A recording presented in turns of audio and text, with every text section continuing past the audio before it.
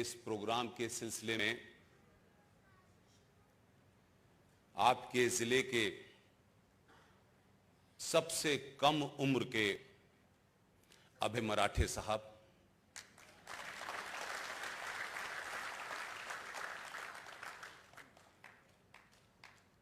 राष्ट्रीय दिनदर्शिका प्रचार मंच, उसके तमाम पदाधिकारी, कार्यकर्ता,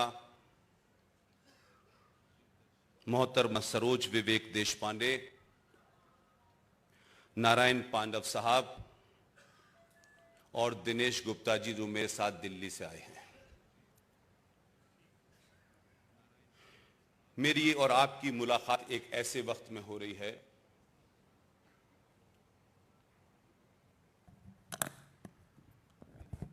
जब इस देश को कुछ लोग 1946 बनाना चाहते हैं।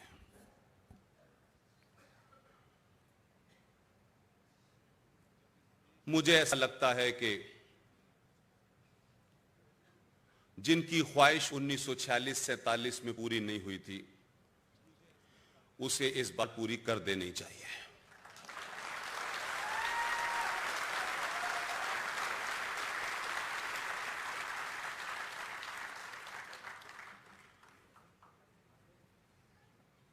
(1705) के आसपास, जब न सेकुलरिज्म था, न कोई पार्टी थी, न धर्मनिरपेक्षता थी, न कम्युनलिज्म था, न वामपंथ था, उत्तर प्रदेश जिले के एक कवि,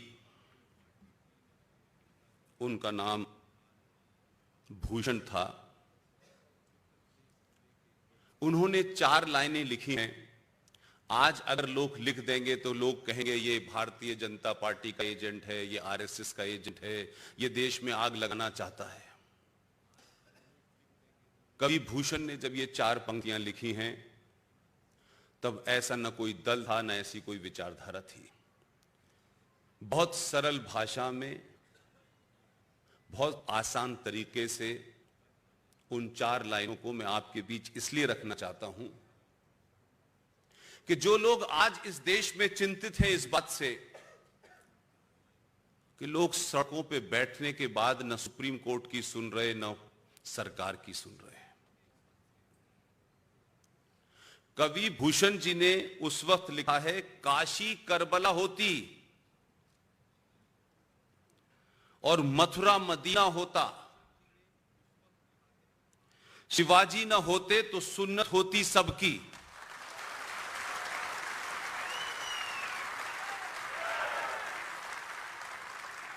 इसलिए छत्रपति महाराज शिवाजी की धरती, उनके मानने वाले संभाजी महाराज की ये जगह, आप तमाम सारे लोगों की मौजूदगी ये बताती है कि ये देश दोबारा बढ़ने वाला नहीं है।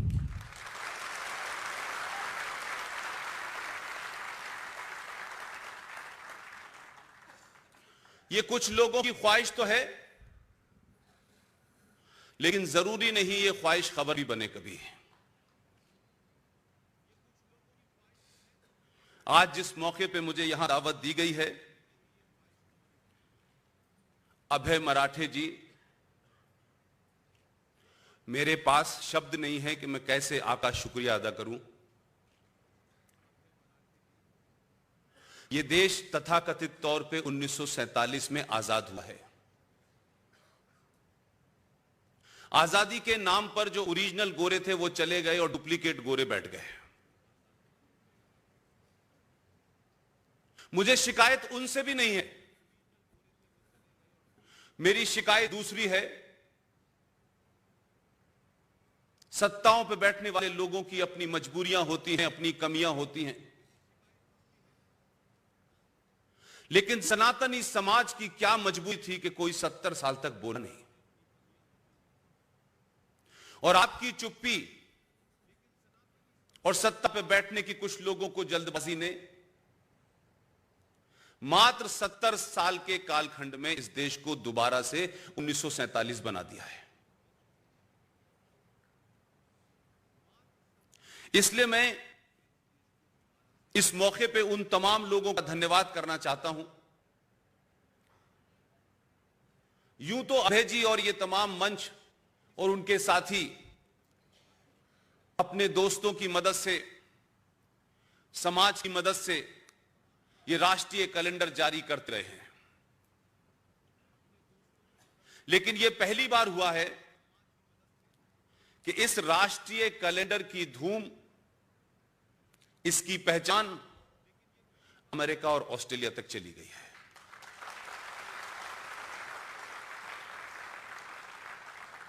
और ये बात मैं आपके सामने इसलिए कहना चाहता हूं कि अभी भी एक बहुत बड़ा समाज है हमारे देश में जो एहसास कमतरी, इंफीरियरिटी कॉम्प्लेक्स का शिकार है, कुंठाग्रस्त समाज है। अपने होने पे शर्म आती है, अपने अचीवमेंट पे शर्म आती है। अलग अलग विचारधाराओं, अलग अलग नकाबों के बीच में पूरे देश में ऐसे लोग बहुत सारे हैं, लेकिन आज भी अभय मराठे जैसे लोग जिंदा हैं। जीवन के इस दौर में जब लोग खामोशी से अपने घर बैठते हैं, पूजा पाठ करते हैं, भक्ति में चले जाते हैं, इस उम्र में एक फकीर ने वो कर दिखाया जो 22 साल का नौजवान नहीं कर पा रहा।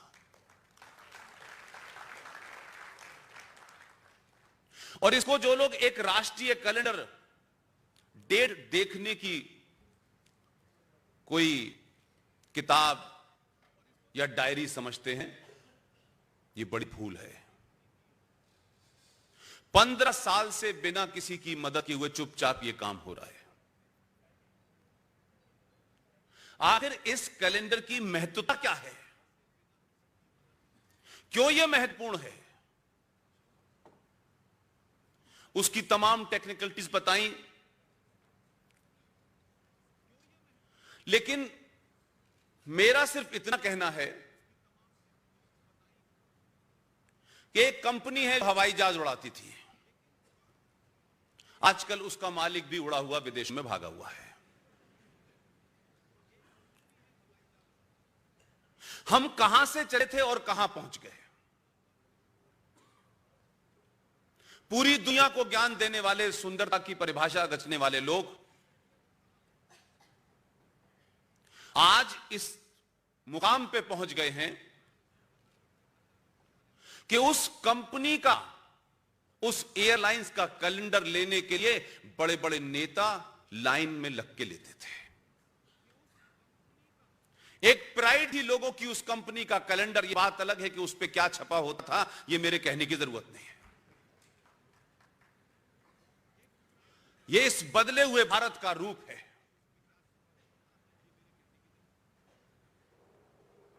अगर ये कैलेंडर 1957 से छपा होता तो लोग आज इस कैलेंडर को लेने के लिए लाइन खाते हैं।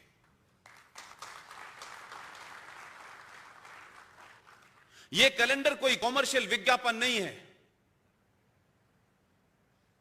यह 5000 साल पुराने उस सनातन धर्म की पहचान है जिसे दुनिया ने पहचाना। इसकी कीमत कितनी है, कितनी नहीं है, मैं नहीं जानता, लेकिन जो सनातन को जीता है, जो सनातन में विश्वास रखता है, जो सनातन को एक धर्म मानता है, अगर उसके घर में यह कैलेंडर नहीं है तो मुझे उसके सनातन होने पर डाउट जरूर है। और इसमें आपकी गलती नहीं है, क्योंकि 70 सालों में संसद में, संविधान में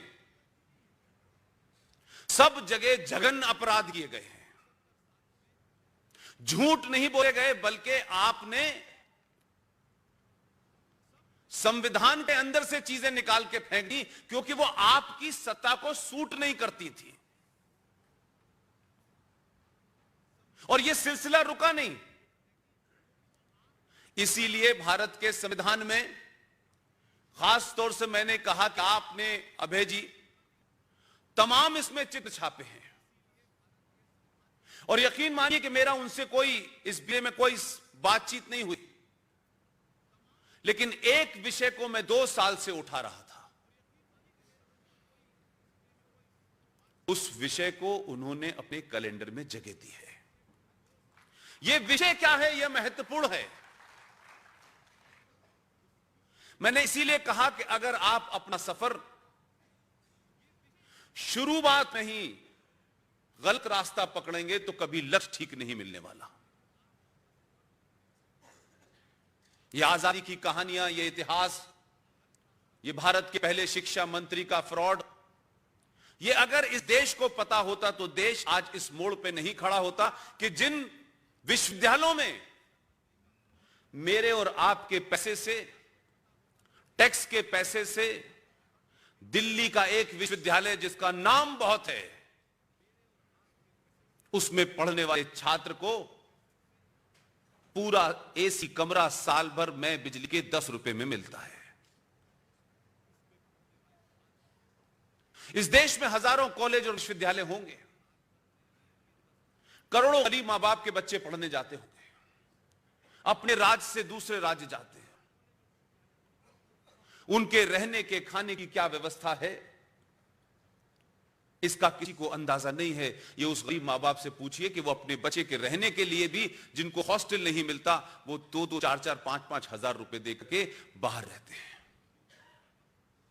हिंदुस्तान में कोई हॉस्टल ऐसा नहीं है, एक भी हॉस्टल ऐसा नहीं है जिसके कमरे की फीस मात्र 10 रुपए हो। और हम इस बात के लिए भी कुछ देर के लिए भूल जाना चाहते हैं कि उस विश्वविद्यालय में किसी ना किसी के बच्चे पढ़ रहे होंगे। लेकिन मेरा कहना सिर्फ इतना है, उसी विश्वविद्यालय में क्यों ऐसे लोग पैदा होते हैं जो ये नारे लगाते हैं, भारत तेरे टुकड़े होंगे इंशाअल्लाह इंशाअल्लाह। ये मानसिकता क्यों पैदा हुई? आखिर इसके पीछे सोच क्या है? ये ड्राइव कहां से आती है? ये मोटिवेशन कहां से आता है? हम 70 सालों के बावजूद भी सच बोलने से कतराते हैं, डरते हैं। जिस समाज की पूरी नींव, उसकी पहचान प्रकृति के साथ जुड़ी हो, वो समाज आखिर 1000 साल की गुलामी के कारण कैसे इतना कमजोर हो सकता है? इसलिए भारत का संविधान जब बना तो संविधान में बहुत सारे लोग समझदार भी थे। उन्होंने उस वक्त की नजाकत, उस वक्त जो हालात थे, उसमें अपनी बात कह दी और आगे बढ़ गए। वो ये जानते थे कि उनका बहुमत नहीं है, उनकी ताकत नहीं है, लेकिन फिर भी उन्होंने अपनी इंडिविजुअल भूमिका निभाई और चले गए। कभी उन्होंने सोचा नहीं होगा कि वो जो छोटी छोटी भूमिका निभा के जा रहे हैं, चाहे वो संविधान हो, चाहे वो पार्लियामेंट हो, ये भूमिका का कभी एक आधार बनेगा आने वाली नस्लों में। और वो नस्लें इस देश में सत्ता का ऐसा परिवर्तन भी करेंगी कि सत्ता पे बैठने वालों को वो जो छोटे छोटे कार्य करे हैं, उसकी बुनियाद पे तमाम चीजों को पलटने का मौका मिलेगा। संविधान बन गया, लिख गया, जो कुछ बनना था उसके बारे में कोई चर्चा नहीं करना चाहता। लेकिन उस वक्त के संविधान सभा की कमेटी के जो मेंबर्स थे, मैंने कहा कि बहुत समझदार लोग थे। कभी उनको अपने नाम की चिंता नहीं रही, कभी उनको अपने पद की चिंता नहीं रही, क्योंकि उनके मूल में राष्ट्र था और एक सभ्यता थी जो दुनिया की सबसे पुरानी सिविलाइजेशन है। चर्चा हुई कि इस संविधान के अंदर जो कुछ लिखा गया है, जो कुछ कानून बने हैं, आर्टिकल बने हैं, वो अपनी जगह हैं, लेकिन संविधान के अंदर काफी जगह खाली है। कहीं ऊपर की जगह खाली है, कहीं नीचे की जगह खाली है, कहीं बीच की जगह खाली है। आखिर क्यों ऐसा हो कि हम जब इस संविधान को उठाएं और दुनिया का कोई भी आदमी इसके ऊपर अगर भारत ना भी लिखा हो और इस संविधान को उठा करके खोले, तो खोलते ही उसे यह पता चल जाए कि यह भारत का संविधान है। उन तमाम लोगों ने एक कमेटी बनाई नंदलाल बोस के अंडर में। नंदलाल बोस शांति निकेतन बंगाल के बहुत बड़े आर्टिस्ट थे। 5 लोगों की कमेटी बनी और यह कहा गया कि आप संविधान की स्टडी करें और भारत की जो सिविलाइजेशन है इतनी पुरानी, उन तमाम पूरी स्टडी के बाद उनमें से कुछ आइकॉन को चुनिए और उनके स्केचेस बनाइए। नंदलाल बोस ने और उनकी टीम ने बहुत सारे स्केचेस बनाए। कुल मिलाकर के उस कमेटी ने 22 स्केचेस को फाइनल किया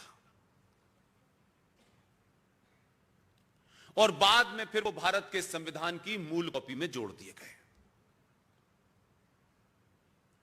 ये बात कोई ऐसी नहीं है कि उन चित्रों के होने नहीं होने से किसी को फर्क नहीं पड़ता, लेकिन 2020 में मैं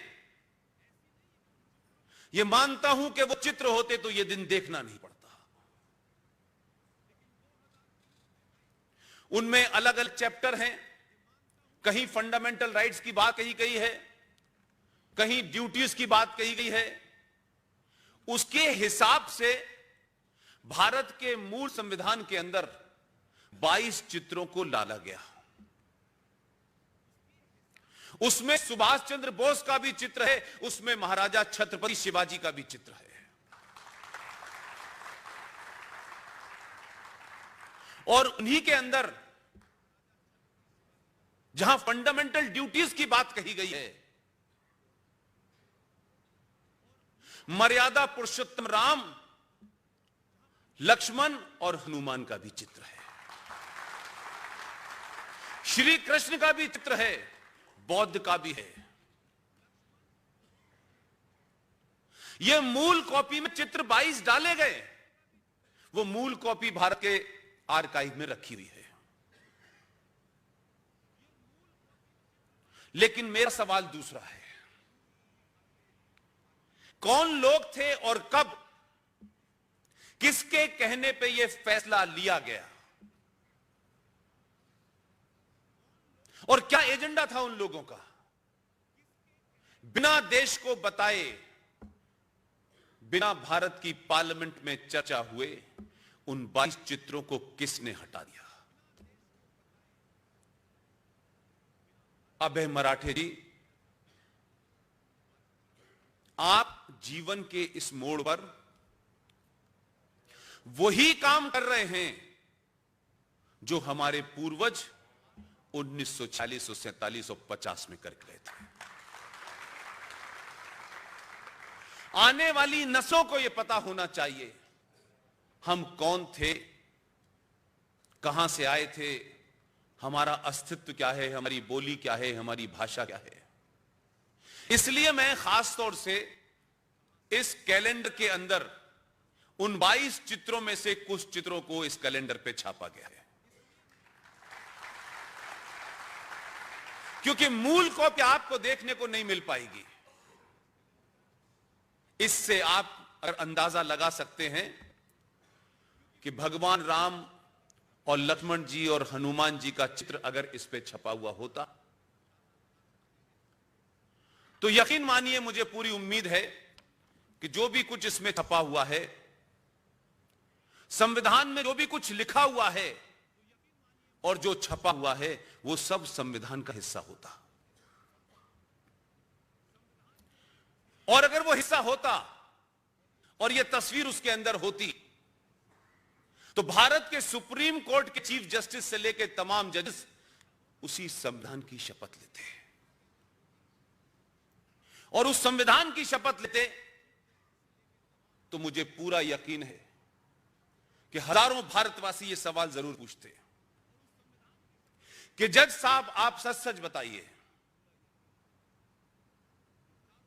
यह मुमकिन है कि आपकी सुप्रीम कोर्ट और आपकी हाई कोर्ट दशहरा पे 10 दिन के लिए बंद कर दी जाए?